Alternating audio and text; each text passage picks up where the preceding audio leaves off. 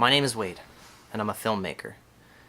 And in this video, if you give me a couple minutes, I'll show you how you can change somebody's life with this.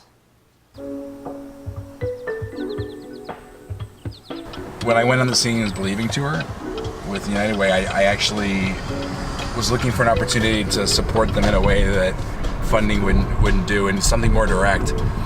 And we were at the St. Vincent de Paul's, sorry. It's like Martha's Table. It has like a food pantry, though, and they do lunches. And the woman was giving a presentation while we were using the services, and I felt super privileged because I was literally in a three-piece suit, not knowing I was going to go there that day.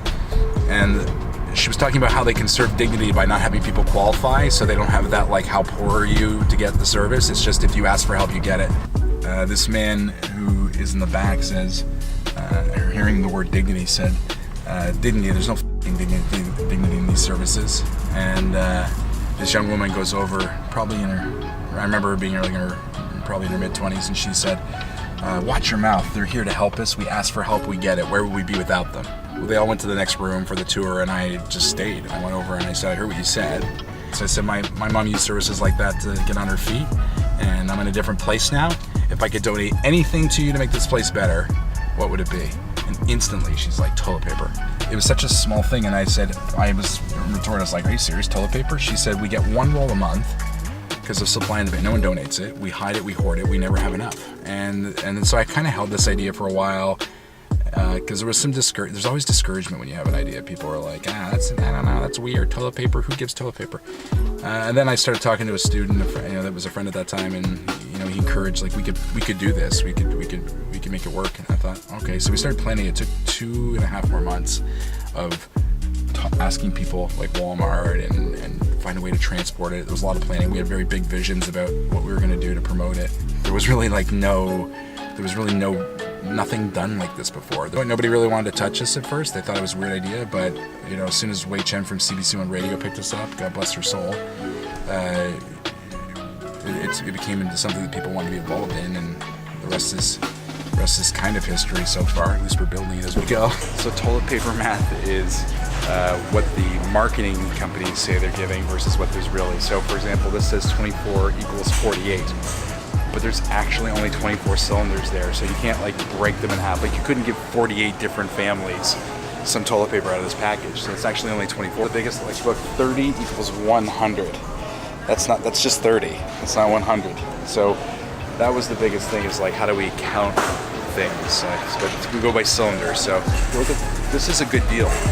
Not really, but I mean, it's not bad. $11 for 24. So people are paying 50 cents a roll. But when they're buying these packages, $11, that represents roughly 10% of their disposable income.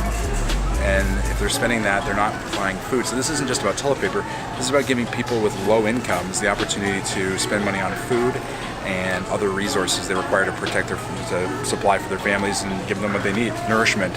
I mean, food's not getting any cheaper either, so. So where are we going? We are going downtown towards where the Martha's Table is. I think people will be coming out of there around this time. With 4 cases of toilet paper in the back of Morgan's car, we headed downtown to find somebody that might need it. The thought was to check out Martha's Table and a couple of the other areas where people might go for food to see if we could find anybody, but there's nobody really around the area.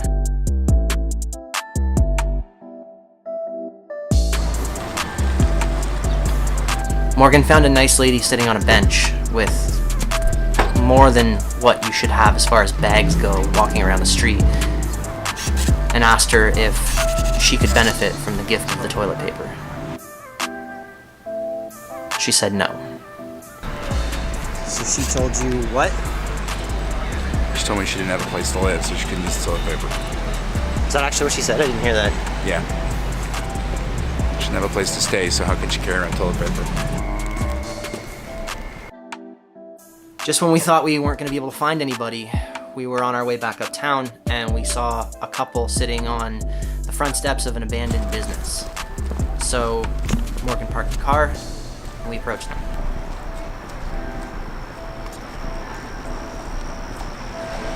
What ensued after that kind of helped me change my opinion on whether or not this is a valid thing to be doing. we don't really think too much about toilet paper. We don't think about toilet paper as a novelty. We think of it as something that just we have, and it goes without question that it's just always going to be there. It's one of those things we take for granted. Would you benefit from a gift of this toilet paper? Yeah. My name's Morgan, by the way. Morgan, We run a Steve. Steve, nice to meet you. Very nice to meet Yeah. you.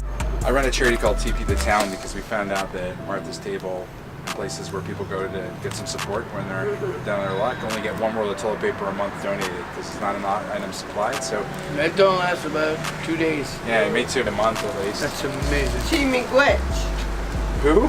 Chi miigwech. That means I thank you Oh, thank you. in my language. Chimigwich. Is that I say it right? Chimigwich? Chimigwich. Yeah. Where do you guys buy your toilet paper from? Right now it's the Dollar Tree. The Dollar Tree? And how much does it cost? $1.25 for 4 rolls instead of going to the dollar store, Yeah. which is $2.49. For a 4-pack. Yeah. Yeah, this makes a difference. Big. We scrounge. Right. We run around the city. We all day. Like most people go to work from 8, 9 Yep. till 5. Yeah. Our day starts at 4, Right. and we And scrounge survive. to make sure we have enough by. I'm smoking a cigarette for the grace of another person. Right. He gave us a pack of smokes. It's your lucky day today, it looks like. It was a good day. Good. This is Right, a yeah. better day. A win hard is it on the way you feel to be in a spot where you have to ask for a handout? Bad. It's tough, right? It's bad. It's really bad. You feel embarrassed? Neither one of Embarrassment. us likes that. Other people see me on the street, my old customers, and say, "Go on, Steve." I don't know how to answer them. I can't tell them I'm on the street. I can't tell them I have to ask for people for money. It's no different when you have pride.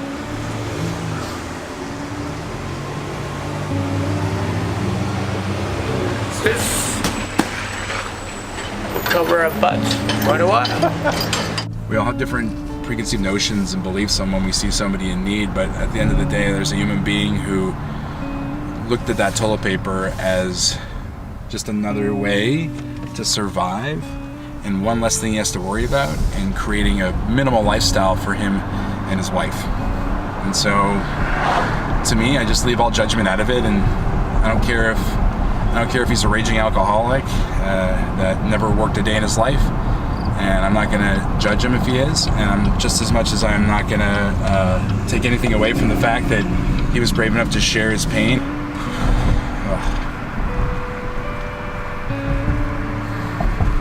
It gets me every time. It still gets me. Toilet paper, man. Someone cried over toilet paper.